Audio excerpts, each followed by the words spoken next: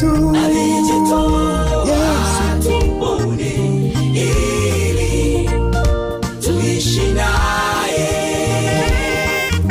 Kwa nini kupenda dhambi wakati Yesu alitukomboa?